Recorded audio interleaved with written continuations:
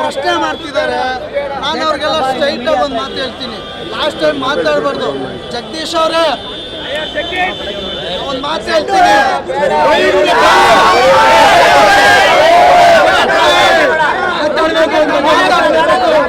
ನಾನು ಮಾತಾಡ್ತೀನಿ.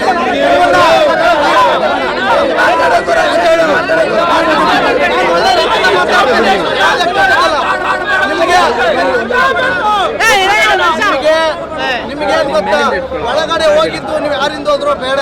ಒಳಗಡೆ ಹೋದ್ಮೇಲೆ ಜಗದೀಶ್ ಸರ್ ನಿಮ್ಗೆ ಯಾರು ಸಪೋರ್ಟ್ ಮಾಡಿಲ್ಲ. D boss fans D boss ಪೇಜ್ಗಳೇ ಸಪೋರ್ಟ್.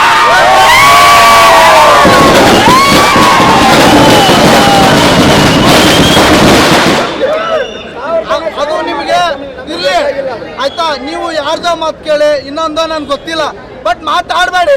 ಯಾಕಂದ್ರೆ ನಿಮಗೆ ಎಲ್ಲ ಡಿ ಬಾಸ್ ಫ್ಯಾನ್ಸು ಒಂದು ರೇಂಜಲ್ಲಿ ಇಟ್ಟಿದ್ರು, ಅದನ್ನ ನೀವು ಉಳಿಸ್ಕೊಳ್ಳಿಲ್ಲ ಆಯ್ತಾ. ನಾವು ನಿಮಗೇನು ಕೆಟ್ಟದ್ದು ಮಾತಾಡಿಲ್ಲ, ಕೆಟ್ಟದ್ದು ಬಯಸಿಲ್ಲ. ನಿನ್ನನ್ನು ಆದಷ್ಟು ಡಿ ಬಾಸ್ ಇಂದ ಬಿಗ್ ಬಾಸ್ ಒಳಗಡೆ ಇದ್ದಾಗ ನಿಮಗೆ ಅಲ್ಲಿ ತೊಂದರೆಗಳಾದಾಗ ಕೈ ಹಿಡ್ದೆತ್ತಿದ್ದು ನಮ್ಮ ಡಿ ಬಾಸ್ ಫ್ಯಾನ್ಸ್ ಪೇಜ್ಗಳು, ಡಿ ಬಾಸ್ ಅಭಿಮಾನ.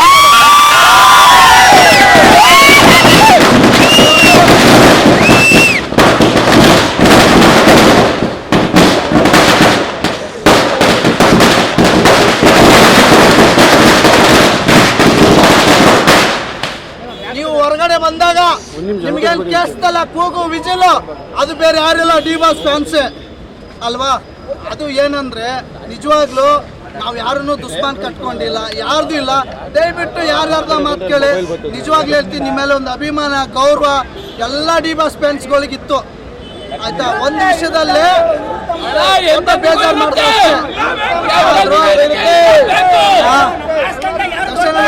ಒಂದು ಮಾತು ಹೇಳ್ತೀನಿ ಕೇಳಿಸ್ಕೊಳ್ಳಿ. ನಾವು ನಮ್ಮ ಜನ್ಮ ನಮ್ಮ ಉಸಿರು ಚೂರಿರೋವರೆಗೂ ನಿಮ್ಮನ್ನ ಬಿಟ್ಕೊಡೋ ಮಾತೇ ಇಲ್ಲ.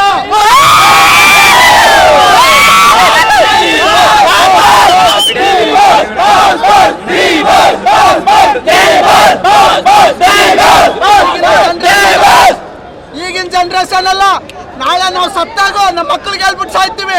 ಒಳ್ಳೆ ವ್ಯಕ್ತಿಗಳಿಗೆ ಫ್ಯಾನ್ ಆಗ್ರಪ್ಪ ನೀವು. ಇನ್ನು 3 ತಲೆಮಾರು ಹೋದ್ರು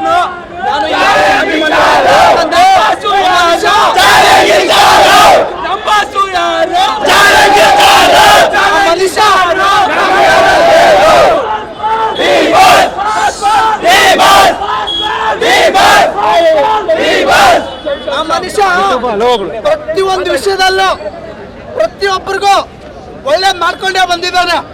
ಆ ಮನುಷ್ಯ ಮಾಡಿದ ಒಳ್ಳೆ ಕೆಲಸಗಳು ಯಾರಿಗೂ ಕಣ್ಣಿಗೆ ಕಾಣಿಸ್ತಾ ಇಲ್ಲ. ಸಾವಿರ ಕೆಲಸ ಮಾಡಿದ್ದಾರೆ, ಗೊತ್ತಿಲ್ಲ ಅಂದ್ರೆ ಬನ್ನಿ ನಾನು ತೋರಿಸ್ತೀನಿ.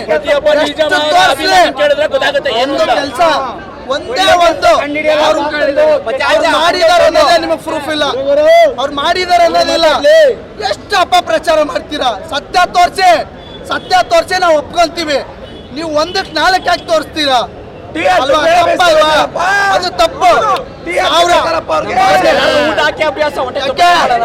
ಯಾರು ಹೋಗ್ಲಿಲ್ವಾ ಜೈಲ್ಗೆ?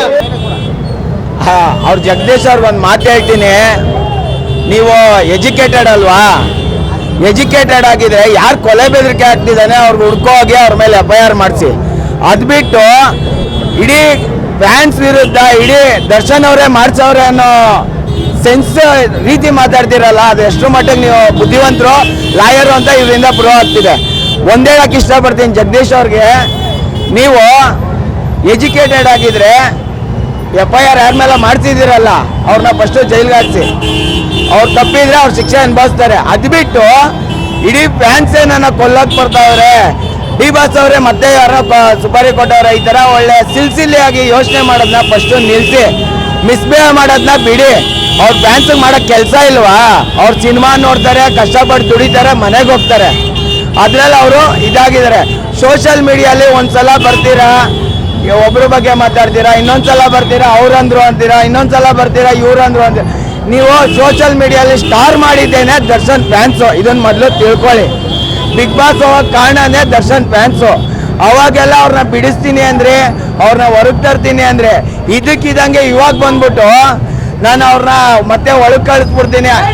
ಒಳಗೆ ಕಳಿಸ್ಬಿಡೋಕ್ಕೆ, ಆಚೆ ಕಳಿಸ್ಬಿಡೋಕ್ಕೆ ನೀವೇನು ಕಾನೂನಲ್ಲ, ನೀವೊಬ್ಬ ಲಾಯರು.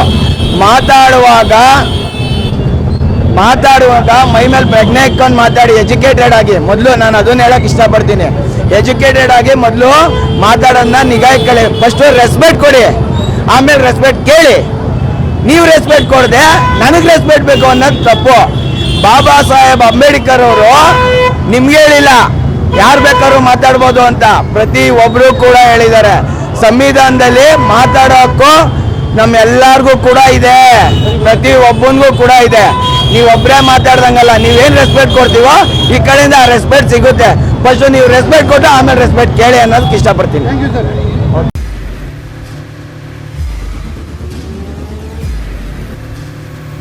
ಪ್ರಜಾಮಾರ್ಗ ನ್ಯೂಸ್, ಇದು ಜನಸಾಮಾನ್ಯರ ಧ್ವನಿ. ನಮಸ್ಕಾರ. ನೀವು ನೋಡ್ತಾ ಇದ್ದೀರಾ ಪ್ರಜಾಮಾರ್ಗ ನ್ಯೂಸ್. ರಾಷ್ಟ್ರದ ರಾಜ್ಯದ ರಾಜಕೀಯದ ಬಗ್ಗೆ ಹೆಚ್ಚಿನ ಸಿನಿಮಾ ಅಪ್ಡೇಟ್ಗಳಿಗಾಗಿ ಫಸ್ಟ್ ಲೈಕ್ ಮಾಡಿ, ಸಬ್ಸ್ಕ್ರೈಬ್ ಆಗಿ, ಹಾಗೆ ಫಾಲೋ ಕೂಡ ಮಾಡಬೇಕು.